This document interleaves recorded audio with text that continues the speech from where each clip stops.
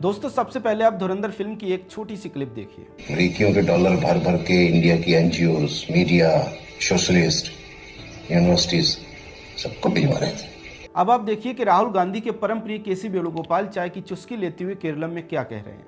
First of all, they done Waqf. Waqf is also same thing to taken over the Muslim properties. Now they are targeting Christian properties. अब आप कहेंगे कि दोनों का क्या connection है। देखिए, धुरंधर फिल्म में मेजर इकबाल का बाप ब्रिगेडियर जहांगीर कहता है कि तू अमेरिका के डॉलर भारत के एनजीओ, सोशलिस्ट यूनिवर्सिटीज और मीडिया को बांट रहा था और ये बात 100% सच है। दशकों से ऐसा होता आ रहा है। भारत के विकास को रोकने के लिए विदेशों से भारत में स्थित एनजीओस को फंडिंग होती है। दशकों से ऐसे तमाम एनजीओस देश की इकोनॉमी का बड़ा नुकसान कर रहे हैं। 2014 में आईबी ने पीएमओ को एक रिपोर्ट सौंपी थी। रिपोर्ट में आईबी ने बताया था कि ग्रीन पीस, एमनेस्टी और एक्शन एड जैसे फॉरेन फंडेड एनजीओ विदेशी सरकारों की फॉरेन पॉलिसी के टूल की तरह काम कर रहे हैं। आईबी ने रिपोर्ट में यह भी लिखा था कि एनजीओस न्यूक्लियर और कोल पावर प्लांट के खिलाफ साजिशन प्रोटेस्ट ऑर्गेनाइज करवाते हैं, मतलब नकली प्रोटेस्ट ऑर्गेनाइज करवाते हैं। स्थानीय स्तर के एनजीओ जैसे नर्मदा बचाओ आंदोलन या फिर पीयूसीएल जैसों के साथ मिलकर स्थानीय स्तर पर विरोध कराते हैं। आईबी ने आगे बताया कि इन एनजीओस की इस तरह की एक्टिविटी से 2 से 3% जीडीपी ग्रोथ को नुकसान होता है। अब सवाल है कि ठीक है, मान लिया कि धुरंधर फिल्म में जो दिखाया गया है वो सही है, एनजीओस को विदेशी पैसा मिलता है जिससे कि वे भारत के विकास में रुकावट डाल सकें, लेकिन केसी वेणुगोपाल का क्या कॉन्टेक्स्ट है। देखिए, पिछले लगभग 10 साल में सरकार ने 20,000 से ज्यादा ऐसे एनजीओस का एफसीआरए लाइसेंस रद्द किया है जो विदेश से पैसा लेकर भारत में भारत विरोधी कार्यों में लगे थे। एफसीआरए पैसों का दुरुपयोग कर रहे थे। इसके बाद अब सरकार का प्रयास ये है कि एफसीआरए को और कड़ा बनाकर ये प्रावधान किया जाए कि जिन एनजीओस का एफसीआरए लाइसेंस कैंसिल, सरेंडर या फिर रिन्यू नहीं होता है तो उसने विदेश से पैसा लेकर जो एसेट बनाया है उसे भी जनता के लिए इस्तेमाल किया जाए। इसको और आसानी से समझने के लिए आप हमारी पुरानी वीडियो की एक छोटी सी क्लिप देखिए। पहला सवाल कि बिल में क्या है। देखिए, बिल में मुख्य प्रावधान यह है कि अगर किसी एनजीओ का एफसीआरए लाइसेंस कैंसिल होता है, सस्पेंड होता है, सरेंडर हो जाता है या फिर रिन्यू नहीं होता है तो एक डेजिग्नेटेड अथॉरिटी बनाई जाएगी।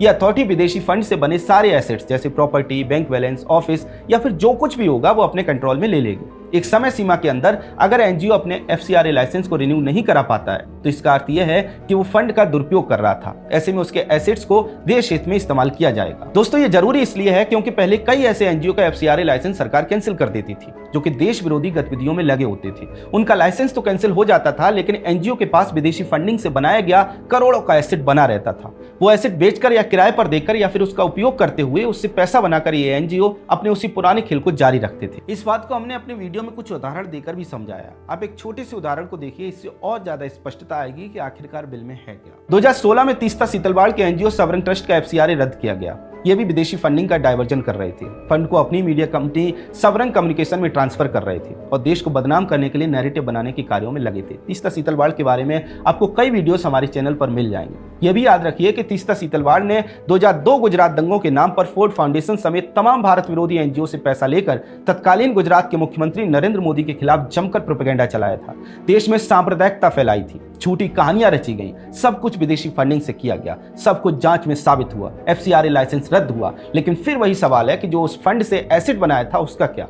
उसको तो सरकार अपने कब्जे में नहीं ले पाई, इसलिए बिल जरूरी है। तीस्ता सीतलवाड़ के एनजीओ के उदाहरण से आपने समझा कि सरकार जो करना चाहती है वो जरूरी क्यों है। नीरा राडिया टेप्स के उदाहरण भी हमारे सामने है।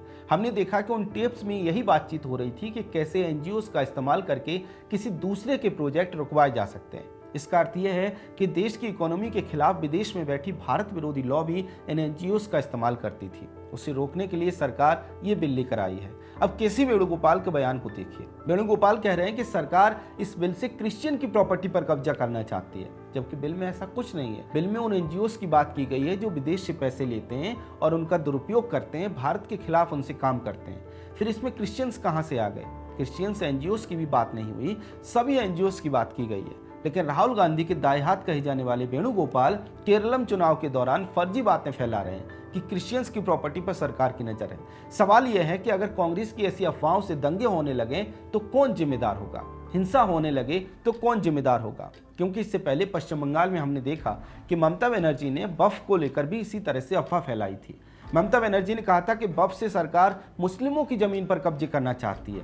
टीएमसी ने लगातार इस तरह का प्रोपेगेंडा फैलाया। उसके बाद हमने देखा कि मुर्शिदाबाद में जमकर हिंसा हुई, जमकर दंगे हुए, हिंदुओं को निशाना बनाया गया। मुर्शिदाबाद के अलावा बीरभूम और दक्षिण 24 परगना में भी हिंसा की गई। अब उसी तरह की अफवाह एफसीआरए बिल को लेकर कांग्रेस पार्टी केरल में फैला रही है। इसलिए सवाल उठता है कि आखिरकार कांग्रेस पार्टी चाहती क्या है? कि झूठी अफवाहें फैलाकर राज्य में दंगे भड़काना चाहती है? क्या दंगों से तुष्टीकरण करके चुनाव जीतना चाहती है? सवाल ये भी है कि कांग्रेस के पेट में FCRA बिल से इतना ज्यादा दर्द क्यों हो रहा है?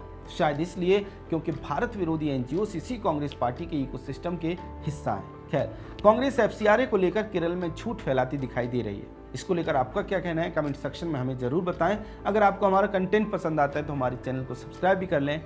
जय हिंद।